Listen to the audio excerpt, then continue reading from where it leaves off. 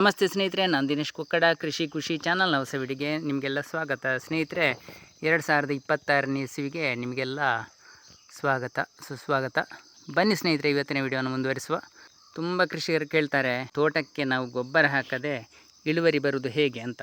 ಹಾಗಾಗಿ ಈ ವಿಡಿಯೋದಲ್ಲಿ ಇವತ್ತು ಗೊಬ್ಬರದ ಬಗ್ಗೆ ನಾನು ಸ್ವಲ್ಪ ಮಾಹಿತಿಯನ್ನು ಹೇಳ್ತಾ ಇದ್ದೇನೆ ಸ್ನೇಹಿತರೆ. ಈಗ ಗೊಬ್ಬರ ಅಂತ ಹೇಳಿದರೆ ಏನು? ನಾನು ನೋಡಿದ ಮಟ್ಟಿಗೆ ತುಂಬ ಕೃಷಿಕರು ಗೊಬ್ಬರ ಅಂತ ಹೇಳುವುದು ಈ ಪ್ರಾಣಿಜನ್ಯ ಗೊಬ್ಬರಗಳನ್ನು ನೋಡಿ. ಇದು ಕೋಳಿ ಹಿಕ್ಕೆ, ಕೆಲವರು ಇದನ್ನು ಒಳ್ಳೆಯ ಗೊಬ್ಬರ ಅಂತ ತಿಳ್ಕೊಂಡಿದ್ದಾರೆ. ಇದು ಹಿಂಡಿ, ಈ ಹಿಂಡಿಗಳನ್ನು ಗೊಬ್ಬರ ಅಂತ ತಿಳ್ಕೊಂಡಿದ್ದಾರೆ. ಮತ್ತು ಕೆಲವರು ಈ ರಾಸಾಯನಿಕ ಗೊಬ್ಬರ, ಇದನ್ನು ಗೊಬ್ಬರ ಅಂತ ತಿಳ್ಕೊಂಡಿದ್ದಾರೆ. ಆದರೆ ನಾನು ಯಾವುದೇ ರೀತಿಯ ಗೊಬ್ಬರ ಹಾಕ್ತಾ ಇಲ್ಲ. ಹಾಗಾದರೆ ಇಲ್ಲಿ ವಿಷಯ ಏನು, ಯಾಕೆ ಹಾಕ್ತಾ ಇಲ್ಲ, ಅಥವಾ ಈ ಗೊಬ್ಬರದಲ್ಲಿ ಏನೇನಿದೆ, ಇಂಥ ವಿಷಯಗಳ ಬಗ್ಗೆ ಸ್ವಲ್ಪ ಮಾಹಿತಿಯನ್ನು ತಿಳ್ಕೊಳ್ಳೋ ಸ್ನೇಹಿತರೆ. ನೋಡಿ, ಈಗ ಮೊದಲಿಗೆ ನಾವು ಪ್ರಾಣಿಜನ್ಯ ಗೊಬ್ಬರದ ಬಗ್ಗೆ ಬರುವ. ಅಂದರೆ ನೋಡಿ, ಇದು ಕೋಳಿ ಗೊಬ್ಬರ. ಎಲ್ಲದರಲ್ಲೂ ಕೂಡ ಪ್ರಾಣಿ ಅಥವಾ ಪಕ್ಷಿಗಳ ಹೆಕ್ಕೆಯಲ್ಲಿ ಏನಿರ್ತದೆ ಅಂತ ಹೇಳಿದರೆ, ನೋಡಿ, ನಾವೆಲ್ಲ ಬೆಳಗಿನಿಂದ ಸಂಜೆವರೆಗೆ ಒಳ್ಳೆಯ ಊಟ ತಿಂತೇವೆ. ನಾವು ಊಟ ಮಾಡಿದ ವಸ್ತುಗಳಿಂದ ಒಳ್ಳೆಯ ಅಂಶಗಳನ್ನೆಲ್ಲ ನಮ್ಮ ಶರೀರ ಹೀರ್ಕೊಳ್ತದೆ. ತ್ಯಾಜ್ಯಗಳನ್ನು ಅದು ಹೊರಗೆ ಬಿಡ್ತೇವೆ ನಾವು. ಆ ತ್ಯಾಜ್ಯವನ್ನು ನಾವು ಗೊಬ್ಬರ ಅಂತ ನಮ್ಮ ಅಡಿಕೆ ತೋಟಕ್ಕೆ ಹಾಕ್ತಾಯಿದ್ದೇವೆ ಸ್ನೇಹಿತರೆ. ಇದು ಪಕ್ಷಿಗಳಾಗಲಿ ಅಥವಾ ಪ್ರಾಣಿಗಳೇ ಆಗಲಿ, ಆಡೇ ಇರಲಿ ದನವೇ ಇರಲಿ, ಒಳ್ಳೆಯ ಹುಲ್ಲನ್ನು ಮೇಯ್ತದೆ ಬೆಳಿಗ್ಗೆಯಿಂದ ಸಂಜೆವರೆಗೆ. ಅದರ ಶರೀರ ಅದರಲ್ಲಿರುವ ಪೋಷಕಾಂಶಗಳನ್ನೆಲ್ಲ ಹೀರ್ಕೊಳ್ತದೆ, ತ್ಯಾಜ್ಯವನ್ನು ಬಿಡ್ತದೆ ಸ್ನೇಹಿತರೆ. ನೋಡಿ, ಇದು ಕೋಳಿ ಗೊಬ್ಬರ. ಇದರಲ್ಲಿ ಇರುವುದು, ನಾವು ಗೊಬ್ಬರ ಅಂತ ಹಾಕ್ತೇವೆ ನೋಡಿ, ಇದರಲ್ಲಿ ಇರುವುದು 95% ಗಟ್ಟಿ ಪದಾರ್ಥಗಳು. ನೋಡಿ, ಇಲ್ಲಿ ಗಮನಿಸಿ ನೀವು. ಇದನ್ನು ಯಾವುದೇ ಕಾರಣಕ್ಕೂ ಅಡಿಕೆ ಮರದ ಬೇರುಗಳು ಇದನ್ನು ತಿನ್ನಲಿಕ್ಕೆ ಆಗೋದಿಲ್ಲ. ಇದನ್ನು ತಿನ್ನಬೇಕಾದ್ದು ಏನಂತ ಹೇಳಿದರೆ, ನಮ್ಮ ಜಮೀನಿನಲ್ಲಿರುವ ಎರೆಹುಳಗಳು ಅಥವಾ ಬೇರೆ ಬೇರೆ ಜೀವಿಗಳು, ಗೆದ್ದಲಿರಲಿ ಇರುವೆ ಇರಲಿ, ಏನೇ ಈ ಜೀವಿಗಳು ಇದನ್ನು ತಿಂದು ಜೀರ್ಣಿಸಿ ನಂತರ ನಮ್ಮ ತೋಟಕ್ಕೆ ಅದು ಗೊಬ್ಬರವಾಗಿ ಸಿಗ್ತದೆ ಸ್ನೇಹಿತರೆ. ಇನ್ನು ನಾವು ಈ ಹಿಂಡಿಗಳ ವಿಷಯಕ್ಕೆ ಬರುವ. ಇದು ಸಾವಯವ ಗೊಬ್ಬರದಲ್ಲಿ ಇನ್ನೂ ಮುಖ್ಯ ಪಾತ್ರ ವಹಿಸ್ತದೆ. ತುಂಬ ಜನರು ಅಂದ್ಕೊಂಡದ್ದು ಏನಂತ ಹೇಳಿದರೆ, ಇಂಥ ಹಿಂಡಿಗಳಿಂದ ಒಳ್ಳೆಯ ಪೋಷಕಾಂಶ ನಮ್ಮ ಗಿಡಗಳಿಗೆ ಲಭ್ಯ ಆಗ್ತದೆ ಅಂತ. ಇದು ನೋಡಿ, ಕಡಲೆ ಹಿಂಡಿ. ಇಲ್ಲಿ ಕಡಲೆಯನ್ನು ತಂದು ಇವರು ಯಂತ್ರಕ್ಕೆ ಕೊಟ್ಟು ಅದರಲ್ಲಿರುವ ಎಣ್ಣೆ ಅಂಶ ಇರಲಿ ಪೋಷಕಾಂಶವನ್ನೆಲ್ಲ ಹಿಂಡಿ ತೆಗೆದ ನಂತರ ನಮಗೆ ಈ ರೀತಿಯ ಇದು ವೇಸ್ಟೇಜ್ ಬರ್ತದೆ. ಇದು ವೇಸ್ಟೇಜು. ಯಾಕಂತ ಹೇಳಿದರೆ ಇದರಲ್ಲಿ ಮನುಷ್ಯರಿಗೆ ಬೇಕಾಗುವಂಥ ಅಥವಾ ನಮ್ಮ ಶರೀರಕ್ಕೆ ಬೇಕಾಗುವಂಥ ಪೋಷಕಾಂಶಗಳು ಸ್ವಲ್ಪ ಇರ್ತದೆ ಅಷ್ಟೇ. ಎಲ್ಲ ಒಳ್ಳೆಯ ಅಂಶಗಳನ್ನು ನಾವು ತೆಗೆದಿರ್ತೇವೆ. ಹಾಗಾದರೆ ಈ ಹಿಂಡಿಯನ್ನು ನಮ್ಮ ತೋಟಕ್ಕೆ ಹಾಕಿದರೆ, ಗೊಬ್ಬರ ಅಂತ ಹಾಕಿದರೆ, ನಮ್ಮ ಅಡಿಕೆ ತೋಟಗಳು ಬೆಳವಣಿಗೆ ಆಗಬೇಕು. ನೋಡಿ, ಇಲ್ಲಿ ಅಡಿಕೆ ಅಂತ ಹೇಳುವಂಥ ಒಂದು ಗಿಡವನ್ನು ತೋರಿಸಿದರೆ ಇದು ಸಾಯುವವರೆಗೆ ಬೆಳವಣಿಗೆ ಆಗಬೇಕು ನೋಡಿ ಸ್ನೇಹಿತರೆ. ವರ್ಷ ಹೋದಂತೆಲ್ಲ ಬೆಳವಣಿಗೆ ಆಗಬೇಕು. ಅಷ್ಟೇ ಅಲ್ಲದೆ ಈ ರೀತಿ ನಮಗೆ ಇಳುವರಿಯೂ ಕೊಡಬೇಕು ಅಲ್ವಾ? ಈ ರೀತಿ ಇಳುವರಿ ಕೊಡಬೇಕಾದ್ರೆ ಎಷ್ಟು ಪೋಷಕಾಂಶ ಬೇಕು, ಎಷ್ಟು ಪೋಷಕಾಂಶದ ಅಂಶ ಇರುವಂಥ ವಸ್ತುಗಳನ್ನು ನಾವು ಹಾಕಬೇಕು. ಹಾಕುತ್ತಿರೋದು ಏನು? ಪ್ರಾಣಿ ಹಿಕ್ಕೆಗಳನ್ನು ಅಥವಾ ಹಿಂಡಿ ತೆಗೆದ ಹಿಂಡಿಗಳನ್ನು. ಹರಳು ಹಿಂಡಿ ಆಗಿರಲಿ, ಬೇವಿನ ಹಿಂಡಿ ಆಗಿರಲಿ, ಯಾವುದೇ ಇರಲಿ, ಅದರಿಂದ ಒಳ್ಳೆಯ ಅಂಶಗಳನ್ನು, ಎಣ್ಣೆ ಅಂಶಗಳನ್ನು ಎಲ್ಲ ತೆಗೆದ ನಂತರವೇ ನಮಗೆ ಕೊಡೋದು ಹಿಂಡಿ ಅಂತ. ಹಾಗಾಗಿ ನಾನು ಹೇಳ್ತಿರೋದು ಏನಂತ ಹೇಳಿದ್ರೆ, ನೀವು ಹಾಕುವ ಯಾವುದೇ ಗೊಬ್ಬರದಲ್ಲೂ ಕೂಡ ನೀವು ಎಣಿಸಿದಷ್ಟು ಪೋಷಕಾಂಶ ಇಲ್ಲ ಸ್ನೇಹಿತರೆ. ಹಾಗಾಗಿ ನಿಮ್ಮ ತೋಟದಲ್ಲಿ ಇಳುವರಿ ವರ್ಷ ಹೋದಂತೆಲ್ಲ ಕುಸಿತ ಆಗುವಂಥ ಸಾಧ್ಯತೆ ಇರ್ತದೆ. ಆದರೆ ಇನ್ನು ರಾಸಾಯನಿಕ ಗೊಬ್ಬರದ ವಿಷಯಕ್ಕೆ ಬರುವುದಾದರೆ ಸ್ನೇಹಿತರೆ, ಇದು ಸುಫಲ ಅಂತ ಹೇಳ್ತೇವೆ. ಈ ಸುಫಲದಲ್ಲಿ ಏನೇನಿದೆ ಅಂತ ಹೇಳಿದರೆ, ಮುಖ್ಯವಾಗಿ ನಮ್ಮ ಅಡಿಕೆ ಗಿಡಗಳಿಗೆ ಬೇಕಾದಂತಹ ಎಲ್ಲ ಪೋಷಕಾಂಶಗಳು ಇದರಲ್ಲಿದೆ. ಇದರಲ್ಲಿ ಅತ್ಯಧಿಕವಾಗಿ ಸಾರಜನಕ, ರಂಜಕ, ಪೊಟ್ಯಾಷ್ ಇರ್ತದೆ. ಆದರೆ ಇದು ರಾಸಾಯನಿಕ ಗೊಬ್ಬರ. ಇದರ ಸಮಸ್ಯೆ ಏನಂತ ಹೇಳಿದರೆ, ನಮ್ಮ ಮಣ್ಣಿನಲ್ಲಿರುವಂತಹ ಎಲ್ಲ ಸೂಕ್ಷ್ಮಾಣು ಜೀವಿಗಳಾಗಲಿ ಎರೆಹುಳಗಳಾಗಲಿ ಇದನ್ನು ಹಾಕಿದ ಕೂಡಲೇ ಸತ್ತೋಗ್ತದೆ ಸ್ನೇಹಿತರೆ. ಜೀವ ವೈವಿಧ್ಯತೆ ಹಾಳಾಗ್ತದೆ. ಹಾಗಾಗಿ ಅಡಿಕೆ ಗಿಡಕ್ಕೆ ಇದು ತುಂಬ ಒಳ್ಳೆಯದು. ಇದನ್ನು ನಿಯಮಿತವಾಗಿ ವಾರಕ್ಕೊಂದು ಸಲ ಇಷ್ಟಿಷ್ಟು ಹಾಕ್ತಾ ಬಂದರೆ ನಮ್ಮ ಅಡಿಕೆ ತೋಟಕ್ಕೆ ಬೇಕಾದ ಪೋಷಕಾಂಶಗಳು ನಿಯಮಿತವಾಗಿ ವರ್ಷದ 365 ದಿನವೂ ಸಿಗಬೇಕು ಸ್ನೇಹಿತರೆ ಗೊಬ್ಬರಗಳು. ಹಾಗಿದ್ದರೆ ಮಾತ್ರ ನಮ್ಮ ತೋಟದಲ್ಲಿರುವಂಥ ಇಳುವರಿ ಚೆನ್ನಾಗಿ ಬರ್ತದೆ. ನಮ್ಮ ತೋಟದ ಬೆಳವಣಿಗೆ ಕೂಡ ಅತ್ಯುತ್ತಮವಾಗಿರ್ತದೆ, ಗಿಡಗಳ ಬೆಳವಣಿಗೆ ಅತ್ಯುತ್ತಮವಾಗಿರ್ತದೆ. ಆದರೆ ನಾವು ಏನು ಮಾಡ್ತಿದ್ದೇವೆ, ವರ್ಷಕ್ಕೆ 1 kg ಒಮ್ಮೆಲೆ ಕೊಡ್ತೇವೆ. ಆಮೇಲೆ ಈ ರೀತಿಯಂತಹ ಕೋಳಿ ಗೊಬ್ಬರಗಳನ್ನೆಲ್ಲ ಅಥವಾ ಹಿಂಡಿಗಳನ್ನೆಲ್ಲ ವರ್ಷದಲ್ಲಿ 1-2 ಸಲ ಕೊಟ್ಟು ಆಮೇಲೆ ಸುಮ್ಮನೆ ಇರ್ತೇವೆ.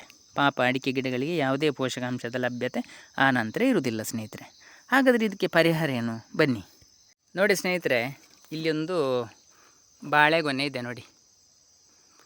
ಈಗ ನಾನು ಹೇಳೋದೇನಂತ ಹೇಳಿದರೆ, ಈ ಬಾಳೆಗೊನೆಯನ್ನು ಕಡಿದು ನೀವು ಮಾರುಕಟ್ಟೆಗೆ ಕೊಂಡೋದ್ರೆ 15 ರೂಪಾಯಿ ಹಾಗೆ ತಗೊಳ್ತಾರೆ. ಈ ಬಾಳೆಹಣ್ಣಿನಲ್ಲಿ ಎಲ್ಲ ವಿಧದ ಪೋಷಕಾಂಶಗಳಿದೆ. ನಮ್ಮ ಗಿಡ ಮರಗಳಿಗೆ ಬೇಕಾಗುವಷ್ಟು ಇರ್ತದೆ, ನಮ್ಮ ಶರೀರಕ್ಕೆ ಮನುಷ್ಯರಿಗೆ ಬೇಕಾಗುವಷ್ಟು ಪೋಷಕಾಂಶ ಕೂಡ ಇರ್ತದೆ. ಆದರೆ ಅಂಗಡಿಗೆ ಕೊಂಡೋದ್ರೆ ಕೆ ಜಿಗೆ 15 ರೂಪಾಯಿ. ಅದೇ ಸ್ನೇಹಿತರೆ, ಈ ಹಿಂಡಿಯನ್ನು ನಾವು ಅಂಗಡಿಯಿಂದ ತರುವುದಾದರೆ ಇದಕ್ಕೆ ಕೆ ಜಿಗೆ 50-60 ರೂಪಾಯಿ ಕೊಡಬೇಕು. ಇದರಲ್ಲಿರುವ ಎಲ್ಲ ಅಂಶಗಳನ್ನು ಹಿಂಡಿ ತೆಗೆದಿರ್ತಾರೆ. ಆದರೆ ಈ ಬಾಳೆಗೊನೆಯಲ್ಲಿರುವಂಥ ಎಲ್ಲ ಅಂಶಗಳು ಇದರಲ್ಲಿ ಇದೆ. ಹಾಗಾದರೆ ನಾವೇನು ಮಾಡಬೇಕಿತ್ತು? ಈ ಎಲ್ಲ ಪೋಷಕಾಂಶಗಳಿರುವ ಬಾಳೆಹಣ್ಣನ್ನು ನಮ್ಮ ತೋಟಕ್ಕೆ ಹಾಕಬೇಕೋ ಅಥವಾ ಎಲ್ಲ ಹಿಂಡಿ ತೆಗೆದಂತಹ ಇಂಥ ಹಿಂಡಿಗಳನ್ನು ನಮ್ಮ ತೋಟಕ್ಕೆ ಹಾಕಬೇಕೋ? ಇದಕ್ಕೆ 15 ರೂಪಾಯಿ, ಇದಕ್ಕೆ 50 ರೂಪಾಯಿ ಸ್ನೇಹಿತರೆ. ಇಂತಹ ಒಳ್ಳೆಯ ಸರ್ವ ಪೋಷಕಾಂಶಗಳನ್ನು ತುಂಬಿಕೊಂಡಿರುವಂತಹ ಹಣ್ಣನ್ನು ನಾವು ಮಾರುಕಟ್ಟೆಗೆ 15 ರೂಪಾಯಿಗೆ ಕೊಡ್ತೇವೆ. ಅಲ್ಲಿಂದ ಈ ತ್ಯಾಜ್ಯವನ್ನು ನಾವು 50-60 ರೂಪಾಯಿ ಕೊಟ್ಟು ನಮ್ಮ ಅಡಿಕೆ ತೋಟಕ್ಕೆ ಹಾಕ್ತಾಯಿದ್ದೇವೆ ಸ್ನೇಹಿತರೆ. ಹೀಗಾಗಿ ನಮ್ಮ ತೋಟ ಬರಡಾಗುತ್ತಾ ಹೋಗ್ತಾ ಇರ್ತದೆ, ಪೋಷಕಾಂಶದ ಕೊರತೆಗಳಿಂದ ಬಳಲ್ತದೆ. ನಾವೇನು ಮಾಡಬೇಕು? ನಮಗೆ ಎಷ್ಟು ಸಾಧ್ಯವೋ ಸ್ನೇಹಿತರೆ ಅಷ್ಟು ಗಿಡಗಳನ್ನು ನೆಡ್ತಾ ಹೋಗಬೇಕು. ಅದರಲ್ಲಿ ಕೂಡ ಬಾಳೆ ನೋಡಿ, ಇಲ್ಲಿ ನಾನು ಒಂದು ಬಾಳೆ ಗಿಡ ನೆಟ್ಟು ಅದರಲ್ಲಿ ಗೊನೆಯನ್ನು ಈಗ ಕಡ್ದಾಗಿದೆ ನೋಡಿ. ಈ ಗೊನೆಯನ್ನು ನಾನು ಕಡ್ದ ನಂತರ ಇಷ್ಟು ಬಾಳೆ ಗಿಡದಲ್ಲಿ ಎಷ್ಟು ಕೆ ಜಿ ಗೊಬ್ಬರ ಇರ್ಬೋದು ಅಂತ ನೀವು ಲೆಕ್ಕ ಹಾಕಿ. ಇದರಲ್ಲಿ ಯಾವುದೇ ವಸ್ತುಗಳನ್ನು ನಾವು ಹಿಂಡಿ ತೆಗೆದಿರುವುದಿಲ್ಲ. ಎಲ್ಲವೂ ನಮ್ಮ ಮಣ್ಣಿಗೆ ಸೇರ್ತದೆ, ಎಲ್ಲವೂ ಜೀವಿಗಳಿಗೆ ಊಟ ಆಗ್ತದೆ, ಎಲ್ಲವೂ ಶುದ್ಧವಾದ ಮತ್ತು ಒರಿಜಿನಲ್ ಆದಂತಹ ಗೊಬ್ಬರವನ್ನು ಕ್ರಿಯೇಟ್ ಮಾಡ್ತದೆ, ಸೃಷ್ಟಿ ಮಾಡ್ತದೆ. ಅಷ್ಟೇ ಅಲ್ಲದೆ ಹೊಸ ಗಿಡವನ್ನು ಒಂದು ಕಂದನ್ನು ಬಿಟ್ಟಾಗ ಇದು ಒಳ್ಳೆಯ ಗೊನೆಯನ್ನು ಕೂಡ ಹಾಕ್ತದೆ. ಇದರ ಎಲ್ಲ ಎಲೆಗಳು ಕೂಡ ನಮ್ಮ ಮಣ್ಣಿಗೆ ಸೇರ್ತದೆ ನೋಡಿ. ಒಣಗಿದ ಎಲೆಗಳು, ತರಗೆಲೆಗಳು ಎಲ್ಲ ಮಣ್ಣಿಗೆ ಸೇರಿಕೊಂಡು ಶುದ್ಧವಾದಂತಹ ಗೊಬ್ಬರ ಸೃಷ್ಟಿಯಾಗ್ತದೆ ಸ್ನೇಹಿತರೆ. ಇದರಲ್ಲಿ ಯಾವುದೇ ವಸ್ತುಗಳನ್ನು ನಾವು ಹಿಂಡಿ ತೆಗೆದಿರುವುದಿಲ್ಲ. ಇದರಲ್ಲಿರುವ ಎಲ್ಲ ಪೋಷಕಾಂಶಗಳು ಈ ತ್ಯಾಜ್ಯದಲ್ಲಿ ಇದ್ದೇ ಇರ್ತದೆ. ಎಲೆಗಳು, ಕಸಕಡ್ಡಿಗಳು ಎಲ್ಲವೂ ನೋಡಿ, ಇಲ್ಲಿ ಮಣ್ಣಲ್ಲಿ ಗೊಬ್ಬರ ಸೃಷ್ಟಿಯಾಗ್ತಾ ಹೋಗ್ತದೆ ಸ್ನೇಹಿತರೆ. ನೋಡಿ, ನೀವು ಗಮನಿಸಿ, ಇಲ್ಲಿ ಮಣ್ಣನ್ನು ಗಮನಿಸಿ ಹೇಗಿದೆ ಅಂತ. ಗೊಬ್ಬರ ಸೃಷ್ಟಿಯಾದನ್ನು ನೋಡಿ. ಈಗ ನೀವು ಇದಕ್ಕೆ ಎಷ್ಟು ಬೆಲೆ ಕಟ್ತೀರಿ ಸ್ನೇಹಿತರೆ? ನಿಮ್ಮ ಕೋಳಿ ಗೊಬ್ಬರ ಇರಲಿ ಅಥವಾ ಆಡಿನ ಹಿಕ್ಕೆ ಇರಲಿ ಅಥವಾ ಹಿಂಡಿಗಳಿರಲಿ, ಅದಕ್ಕಿಂತ 100 ಪಟ್ಟು ಇದರಲ್ಲಿ ಪೋಷಕಾಂಶ ಇರ್ತದೆ ಸ್ನೇಹಿತರೆ. ನಾನು ಯಾವುದೇ ಖರ್ಚು ಮಾಡಿದ್ದೇನಾ? ಇಲ್ಲ. ಯಾವುದೇ ಕೆಲಸ ಮಾಡಿಸಿದ್ದೇನಾ? ಇಲ್ಲ. ಕೇವಲ ನೆಡುವುದು ಮಾತ್ರ ನಮ್ಮ ಕೆಲಸ. ಬೇರೆ ಬೇರೆ ರೀತಿಯ ಗಿಡಗಳು ನೋಡಿ, ಏಲಕ್ಕಿ ಇಲ್ಲೇ ನೆಟ್ಟಿದ್ದೇನೆ ನೋಡಿ, ಎಷ್ಟು ಸಮೃದ್ಧವಾಗಿ ಬಂದಿದೆ ಅಂತ ನೋಡಿ. ಆದರೆ ನನ್ನ ಉದ್ದೇಶ ಏನಂತ ಹೇಳಿದರೆ, ಏಲಕ್ಕಿಯನ್ನು ಮಾರಿ ಹಣ ಮಾಡುವಂಥ ಉದ್ದೇಶ ಇಲ್ಲ. ಇದರ ತ್ಯಾಜ್ಯಗಳೆಲ್ಲ ಬಿದ್ದಾಗ ನಮ್ಮ ಮಣ್ಣಿನಲ್ಲಿ ಬೇಕಾದಷ್ಟು ಗೊಬ್ಬರ ಸೃಷ್ಟಿಯಾದಾಗ ಅಡಿಕೆ ಮರ ಸಮೃದ್ಧವಾಗಿ ಬೆಳೀತದೆ ನೋಡಿ. ಗೊಬ್ಬರದ ರಾಶಿ ನೋಡಿ ನೀವು, ಎಲ್ಲ ಎರೆಹುಳದ ಹಿಕ್ಕೆಗಳು ನೋಡಿ, ಎಷ್ಟು ದೊಡ್ಡ ಎರೆಹುಳದ ಹಿಕ್ಕೆ ಇದೆ ಅಂತ ನೋಡಿ ಇಲ್ಲಿ. ಅಂದರೆ ಇಲ್ಲಿರುವ ಈ ಜೀವಿಗಳೆಲ್ಲವೂ ಕೂಡ ಸಮೃದ್ಧವಾಗಿ ಆಹಾರವನ್ನು ಸೇವಿಸ್ತಾ ಆ ಮಣ್ಣಿನಲ್ಲಿ ಅದು ಕೂಡ ಸಾಯ್ತದೆ ಸ್ನೇಹಿತರೆ. ಆಗ ನಮ್ಮ ತೋಟದಲ್ಲಿ ನಿಜವಾದ ಗೊಬ್ಬರ ಸೃಷ್ಟಿಯಾಗೋದು. ಇಲ್ಲಿರುವಂತಹ ತ್ಯಾಜ್ಯಗಳನ್ನೆಲ್ಲ ತಿಂದಂತಹ ಜೀವಿಗಳು ಇಲ್ಲಿಯೇ ಬದುಕಿ ಇಲ್ಲಿಯೇ ಸಾಯ್ತದೆ. ಸತ್ತಾಗ ಅದರ ದೇಹ ನಮ್ಮ ತೋಟಕ್ಕೆ ಸೇರ್ತದೆ ನೋಡಿ, ಆಗ ನಿಜವಾದ ಗೊಬ್ಬರ ಅಲ್ಲಿ ಉತ್ಪತ್ತಿಯಾಗುವುದು.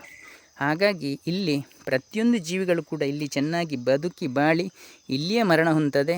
ಆಗ ನಮ್ಮ ತೋಟದಲ್ಲಿ ದಿನ ಹೋದಂತೆಲ್ಲ ಗೊಬ್ಬರ ಹೆಚ್ಚಾಗ್ತಾ ಹೋಗ್ತದೆ. ಅದೇ ರೀತಿ ನಮ್ಮ ತೋಟದಲ್ಲಿ ಇಳುವರಿ ಕೂಡ ನಮ್ಮ ನಿರೀಕ್ಷೆಗಿಂತಲೂ ಹೆಚ್ಚೆಚ್ಚು ಬರ್ತದೆ ಸ್ನೇಹಿತರೆ. ಮನಸ್ಸಿಗೂ ಒಂದು ಖುಷಿ. ಯಾಕಂತ ಹೇಳಿದರೆ ಯಾವುದೇ ಖರ್ಚಿಲ್ಲದೆ ನಾವು ಅಡಿಕೆ ತೋಟ ಮಾಡಿದ್ದೇವಂತ ಖುಷಿ, ವಿಷ ಇಲ್ಲದ ಆಹಾರ ಪದಾರ್ಥ ಸೇವಿಸ್ತೇವಂತ ಹೇಳುವಂಥ ಖುಷಿ. ಇಲ್ಲಿರುವ ಯಾವುದೇ ವಸ್ತುಗಳಲ್ಲೂ ವಿಷದಾಂಶ ಇಲ್ಲ, ಇಲ್ಲಿರುವ ಗಾಳಿಯಲ್ಲಿ ವಿಷದಾಂಶ ಇಲ್ಲ, ಯಾವುದೇ ಕೆಲಸ ಕಾರ್ಯ ಮಾಡಲಿಕ್ಕಿಲ್ಲ. ಒಟ್ಟಾರೆಯಾಗಿ ಹೇಳೋದೇನಂತ ಹೇಳಿದರೆ, ಶೂನ್ಯ ಬಂಡವಾಳ ಕೃಷಿ ಅಂತ ಹೇಳಿದರೆ ನಮ್ಮ ಮನಸ್ಸಿಗೆ, ನಮ್ಮ ಆರೋಗ್ಯಕ್ಕೆ, ನಮ್ಮ ಹಣಕಾಸಿನ ವ್ಯವಸ್ಥೆಗೆ ಒಂದು ಒಳ್ಳೆಯ ಪದ್ಧತಿ. ನಾವು ಸಾವಯವನೂ ಹಾಕಬೇಕಾಗಿಲ್ಲ, ರಾಸಾಯನಿಕನೂ ಉಪಯೋಗಿಸಬೇಕಾಗಿಲ್ಲ. ನಿರಂತರವಾಗಿ 365 ದಿನ ಕೂಡ ನಮ್ಮ ಅಡಿಕೆ ಗಿಡಗಳಿಗೆ ಇಲ್ಲಿ ಗೊಬ್ಬರ ಲಭ್ಯವಾಗ್ತಾನೇ ಇರ್ತದೆ. ಯಾಕಂತ ಹೇಳಿದರೆ, ನೀವು ಹಾಕುವಾಗೆ ವರ್ಷದಲ್ಲಿ 1-2 ಸಲ ಗೊಬ್ಬರ ಹಾಕಿ ಕೈ ತೊಳ್ಕೊಳ್ಳೋದಲ್ಲ. ಇಲ್ಲಿ ನಿರಂತರವಾಗಿ ಗೊಬ್ಬರ ಸೃಷ್ಟಿ ಆಗ್ತಾ ಇರ್ತದೆ. ನೀವು ಯಾವಾಗ ದಿನಾಲೂ ಊಟ ಮಾಡ್ತೇವೆ, ದಿನಾಲೂ 3 ಹೊತ್ತು ಊಟ ಮಾಡ್ತೇವೆ, ಆದರೂ ನಮಗೆ ಸಾಕಾಗುವುದಿಲ್ಲ. ಆದರೆ ಇಲ್ಲಿರುವ ಗಿಡಗಳಿಗೆ ನಾವು ವರ್ಷದಲ್ಲಿ 1-2 ಸಲ ಒಂದಿಷ್ಟು ಹಾಕಿ ಬಿಸಾಡಿಬಿಟ್ರೆ ಆಗೋದಿಲ್ಲ. ಗೊಬ್ಬರದ ರಾಶಿ ರಾಶಿ ಇದ್ದರೆ ಮಾತ್ರ ನಮ್ಮ ತೋಟದಲ್ಲಿ ಒಳ್ಳೆಯ ಬೆಳವಣಿಗೆ ಆಗ್ತದೆ, ಒಳ್ಳೆಯ ಇಳುವರಿ ಬರ್ತದೆ. ಹೀಗೆ ಸ್ನೇಹಿತರೆ, ಇಳುವರಿ ಬರುವುದು ಬೀಜದಿಂದ ಆದ್ರೂ ಕೂಡ ನಮ್ಮ ಅಡಿಕೆ ತೋಟದ ಆರೋಗ್ಯ ಇರುವುದು ಅಥವಾ ಅಡಿಕೆ ತೋಟ ನಿರಂತರವಾಗಿ ಬೆಳವಣಿಗೆ ಸದೃಢವಾಗಿ ಮರಗಳಿರಬೇಕಾದ್ರೆ ಸಾರಜನಕ, ರಂಜಕ, ಪೊಟ್ಯಾಷ್ ಮತ್ತು ಲಘು ಪೋಷಕಾಂಶಗಳು ಬೇಕೇ ಬೇಕು. ಅದೆಲ್ಲ ನಮ್ಮ ಮಣ್ಣಿನಲ್ಲಿ ನಿರಂತರವಾಗಿರಬೇಕಾದ್ರೆ ಮಣ್ಣಿನಲ್ಲಿರುವಂತಹ ಜೀವಿಗಳು ಆ ಗೊಬ್ಬರವನ್ನು ಸೃಷ್ಟಿ ಮಾಡ್ತಾ ಇರ್ತದೆ. ಆ ಜೀವಿಗಳಿಗೆ ಊಟ ಬೇಕಾದರೆ ಇಲ್ಲಿ ಕಳೆಗಳು ಬೇಕು. ಕಳೆಗಳಿಂದ ಜೀವಿಗಳು ಬದುಕ್ತದೆ. ಜೀವಿಗಳು ನಮ್ಮ ತೋಟವನ್ನು ಸಾಕ್ತದೆ. ಅಡಿಕೆ ತೋಟ ನಮ್ಮನ್ನು ಸಾಕ್ತದೆ ಸ್ನೇಹಿತರೆ. ನಾವು ಯಾವುದೇ ಕೆಲಸ ಮಾಡಲಿಕ್ಕಿಲ್ಲ, ಕೇವಲ ಬರುವುದು. ಈಗ ನೋಡಿ ಬಿದ್ದಿರ್ತದೆ ನೋಡಿ ಅಡಿಕೆ, ಇದನ್ನು ಹೆಕ್ಕಿಕೊಳ್ಳುವುದು, ಅಂಗಡಿಗೆ ಮಾರುವುದು, ಹಣ ಮಾಡುವುದು, ಇಷ್ಟೇ ಕೆಲಸ ಸ್ನೇಹಿತರೆ. ಈ ಕೃಷಿ ಮಾಹಿತಿ ನಿಮಗೆಲ್ಲ ಇಷ್ಟವಾಗಿದ್ದರೆ ಸಬ್ಸ್ಕ್ರೈಬ್ ಮಾಡದೆ ನೋಡ್ತಿದ್ರೆ ದಯವಿಟ್ಟು ಸಬ್ಸ್ಕ್ರೈಬ್ ಮಾಡಿ, ಹಾಗೆಯೇ ಬೇರೆಯವ್ರಿಗೆ ಶೇರ್ ಮಾಡಿ, ಒಂದು ಲೈಕ್ ಕೊಡಿ ಸ್ನೇಹಿತರೆ. ಮುಂದಿನ ವಿಡಿಯೋದೊಂದಿಗೆ ಮತ್ತೆ ಸಿಗೋಣ. ಧನ್ಯವಾದಗಳು.